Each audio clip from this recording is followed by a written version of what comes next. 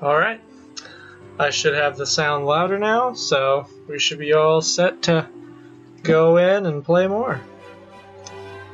Finished with the rebellious De Quincy, Miss Pope turned her eagle eye towards Samantha.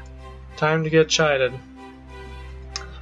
From a distance, Samantha was straggling along at the rear of the group, her face pale, one hand on her stomach. From a distance, she almost looked like a wounded war hero, limping away from the carnage of the battlefield to find an undisturbed place to die.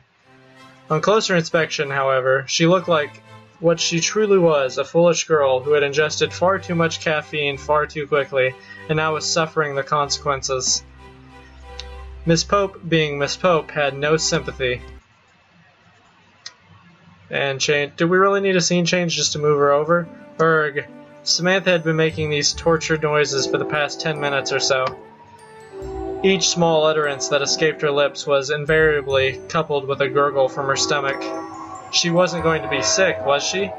She really sincerely hoped she wasn't. There's a train rolling around the background, it's fine. Not on her geography-filled trip in front of her class. That would be so humiliating. Roberta looked at her, half sympathetic, half smug.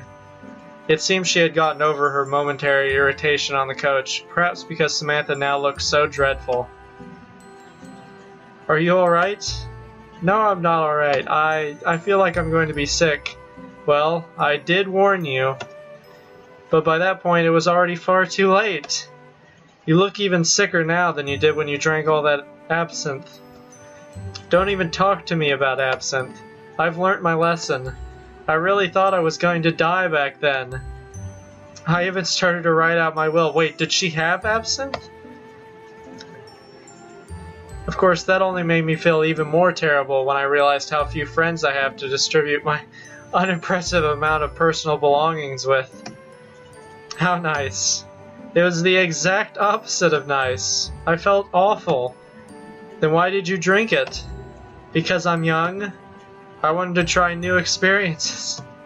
Broaden my horizons. Strengthen my mind. Yeah, absinthe won't do that. It will not strengthen your mind, but all you strengthened was your gag reflex. Erg. Samantha wrapped her arms around her stomach even tighter and hiccuped. It was a hiccup that brought with it the strong taste of bile, sharply acidic, and she had to swallow it back down with tears in her eyes. Even though she had finally made it back to her beloved countryside, she could not bring herself to enjoy her surroundings. Partially that was because of her stomach, but it could also have been the miserable weather. It was an overcast March day, and the sky was dark and cloudy, promising rain. Well, that's not too bad, as long as it isn't raining. The wind was cold, stinging Samantha's cheeks so they turned red. The ground was at a steep incline, and walking up it was tiring. A little bit of foot crunchies there. The ground was at a steep incline. Oh, just the constant thud, thud, thud of Samantha's feet as her shoes met the uneven earth made her stomach gurgle even more. It doesn't really sound like that. It more sounds like walking on leaves. She just had to keep going. 1 foot in front of the other, 1 foot in front of the other, 1 foot... Hey! Samantha blinked, tugging anxiously at the hem of her skirt. The person standing before her was the last person she expected to see. It was Lillian. Roberta frowned, looking at Lillian in much the same way as a disaffected medical student, bored from endless dissections, might regard a corpse. That's kind of morbid. Yes? What do you want? I want the pair of you to pick up the pace. You are slowing the rest of us down, and Miss Pope is growing impatient. That may be the case, but what authority do you have to berate us, Lillian? I have every authority. I am the head of the student council, as you should be aware, given you are the treasurer. We have attended enough meetings together that I thought you would remember, or else is my face so very nondescript you forgot? Kinda is a nondescript face. They kinda have the same face and eyes, just different hair. No, that isn't it. The passive aggressiveness between the two girls was almost tangible. You could have cut it with a knife. Samantha gulped. This time it wasn't because she felt sick. Though Roberta and Lillian had a great deal in common, Samantha thought so at any rate, but she knew full well both girls would have disagreed with her. The pair had never really gotten along. Their enmity was not immediately obvious to the untrained eye, given they were always rigidly polite when they spoke to one another, but their voices were cold, stretched taut over several years' worth of tension. "I'm surprised that you're speaking to us at all, Miss Student Council President. Thought you have better things to do." "I do. How charming. I could say the same to you. You could at least thank me for my concern." Jeez. "Thank you for your concern, Lillian." "Now fuck off, I suppose that's fine." Lillian looked Samantha over for a few moments, her expression inscrutable, eyes piercing. "Hey." Samantha jumped as though she had been poked with a pin. She had not expected Lillian to address her, even though she had not used her name. Given Lillian had been ignoring her pointedly for almost 3 months, it seemed rather strange that she would choose to engage in conversation right now. Despite that, Samantha attempted to keep her cool. She blinked, eyelashes fluttering, and tried to meet Lillian's gaze. Tried and failed. Samantha clenched her hands into fists at her sides, trying to stop them from shaking, and spoke. "Yes? What is it? You look rather unwell. Is there some kind of problem?" I'm fine. Are you sure?" "Well, Samantha bit her lower lip. Her hands balled into fists by her sides started to tremble. We've got 3 choices on this one. Okay.